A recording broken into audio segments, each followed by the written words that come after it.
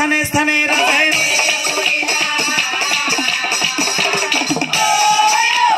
তীর্থ স্থানে স্থানে রজায় ও রজা হো জাতি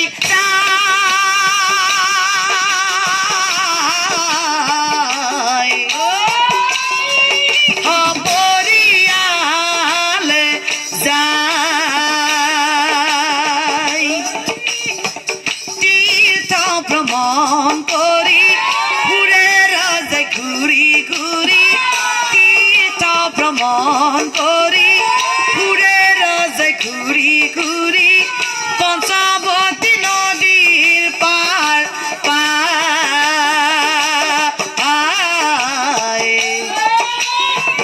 পঞ্চবতী নদীর পার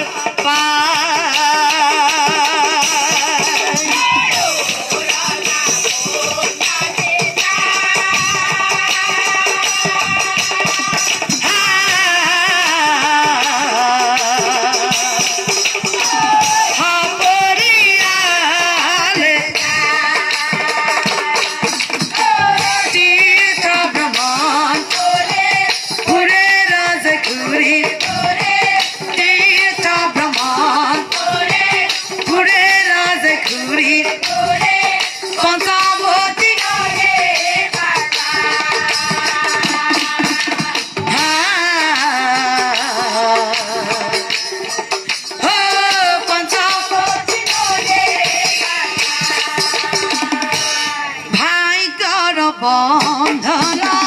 না যাই খন্দন ভাগ্যর না যাই কোন পাশ যেন কথা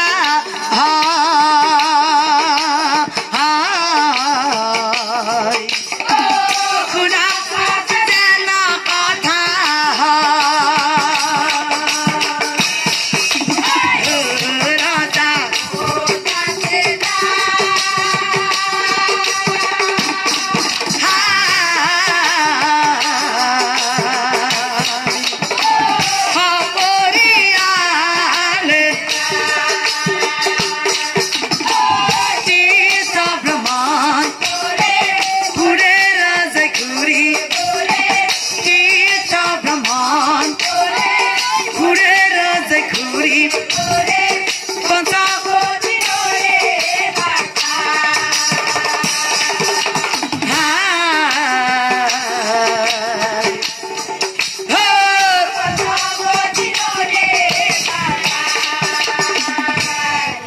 সকল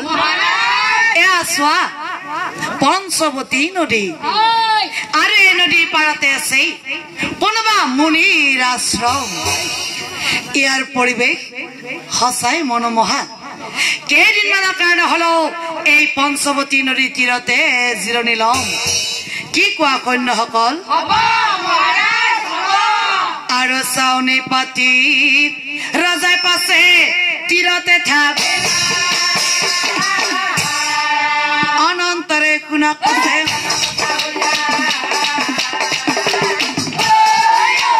অনন্তৰে কুনা কথা আৰু সেই যে পঞ্চবতী নদীৰ তীৰত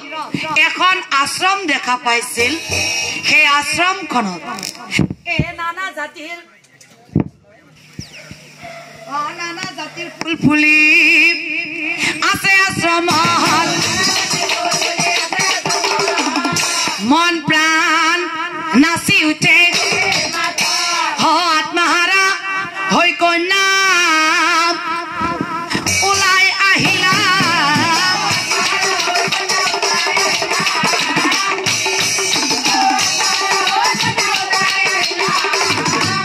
নদীৰ পাৰে পাৰে তাই ঘূৰিয়া নদীৰ পাৰে পাৰে তাই ঘূৰিয়া বাহ ইমান সুন্দৰ পৰিৱেশ ইমানবোৰ ফুল ফুলি আছে আজি গোটেই দিনটো মই নদীৰ পাৰে পাৰে ঘূৰি ফুৰিম কিন্তু এইটো কি এই হঠাতে উইহা ফলো কন্যাই দেখিলা সফলটোত কিবা দুটা জ্বলি আছিল কিবা দুটা জ্বলি আছিল পোহৰ দেখি ৰাজকন্যাই আগবাঢ়ি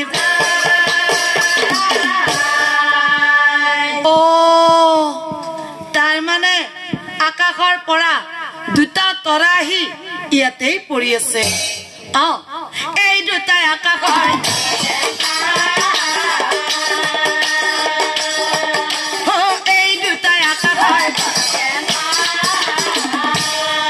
ভালে হৈছে মই সদায় ভাবি থাকো আকাশৰ পৰা যদি তৰা এটা মোৰ হাতত পৰিলে হয় মই যে কিমান খেলিলো হয় কিন্তু আজি এটা নহয় দুটা তৰা ইয়াতেই পৰি আছে গতিকে এই তৰাটা লৈ গৈ এটা মই মাক দিম আৰু এটাৰে মই নিজেই খেলিম কিন্তু মই তৰা দুটা বাৰু কিহেৰে আনো হে খলায়া ডাল আনি তাই খুচিয়া পোহৰ নুমাই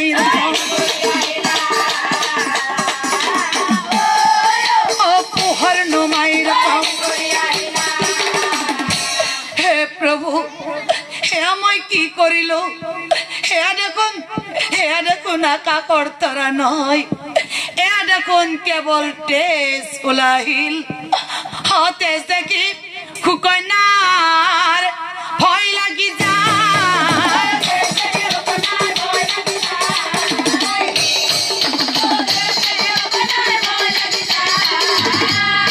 ভয়তে সুকন্যাই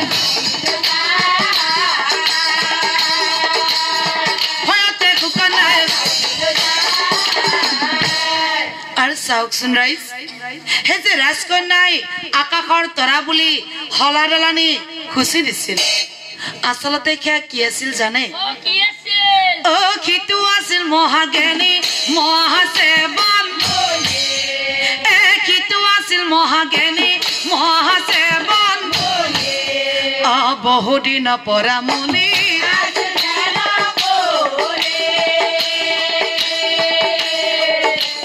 বহুদিন পৰা মুনি আৰু সেই সেৱন মুনি যেতিয়া ধ্যানমগ্ন হৈ আছিল হে উই মাটি তুলি মুনিক ঢাকি আৰা তথাপিতো মুনি ধ্যান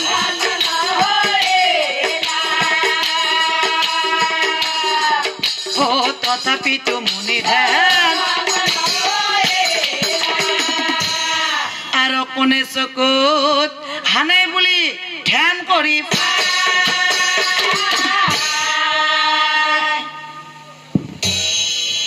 আদি অন্তৰ্গত কথা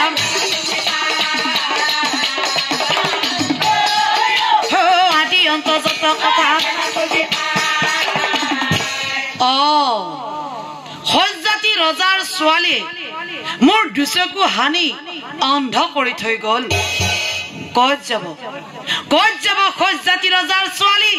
চিনি পোৱা নাই সেৱন মুনি এতিয়াই ধ্যানৰ বলেৰে টানি আনিব পাৰো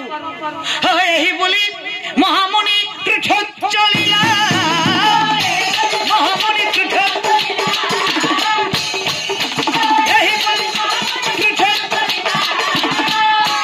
আৰু আনপিনে ৰজা ৰাণী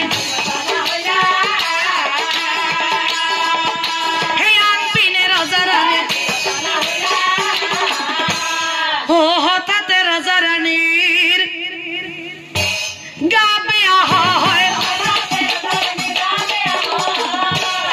ৰাণী ক'ত আছা ৰাণী তুমি হঠাৎ দেখোন মোৰ হাত ভৰি ফুলি আহিল পেট মোৰ ফুলি আহিল সৰ্ব শৰীৰ মোৰ বিষেৰে আগুৰি ধৰিছে ক'ত আছা ৰাণী তুমি আৰে তাৰ মানে তোমাৰো মোৰ দৰে অৱস্থা সেইকাৰণে বিচনাত পৰি তুমি কান্দি আছা কিন্তু প্ৰিয়া হঠাৎ আমাৰ দুইজনৰ এনেকুৱা কিয় হল এনে হল ৰাজাই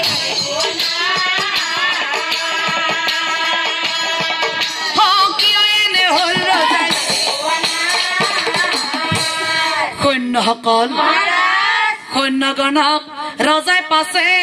মাতি সৈন্যসকল হঠাতে ৰাণী আৰু মোৰ হাত ভৰি ফুলি আহিল পেট মোৰ ফুলি আহিল সৰ্ব শৰীৰ বিষেৰে আগুৰি ধৰিছে কিন্তু মই বুজি পোৱা নাই হঠাতে আমাৰ দুইজনৰ এনেকুৱা কিয় হ'ল কিন্তু মই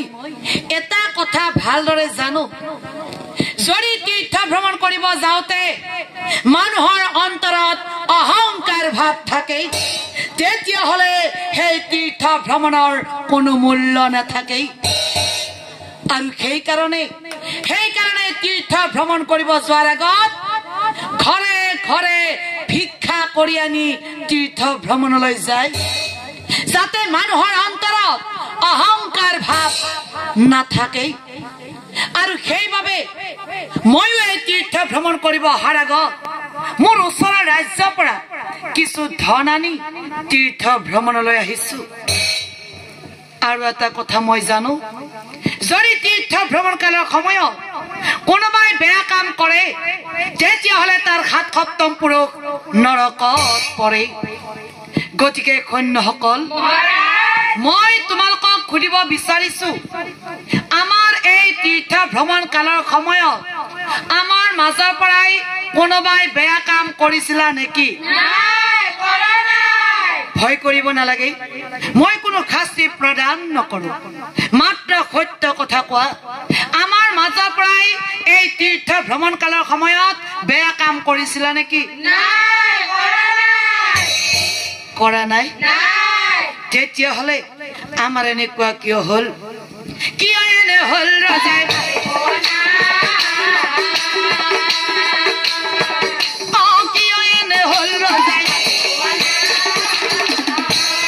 আৰু হেনকালে ৰাজকন্যা ওলাই পিতৃক প্ৰণাম কৰি কন্যাই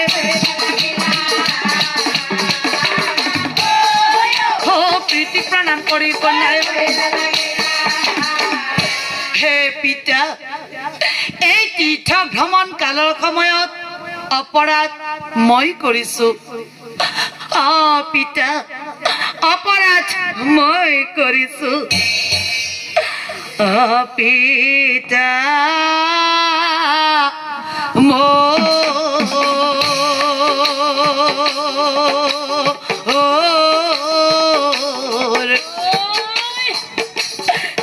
শুনা পিতা মোৰ অৱস্থা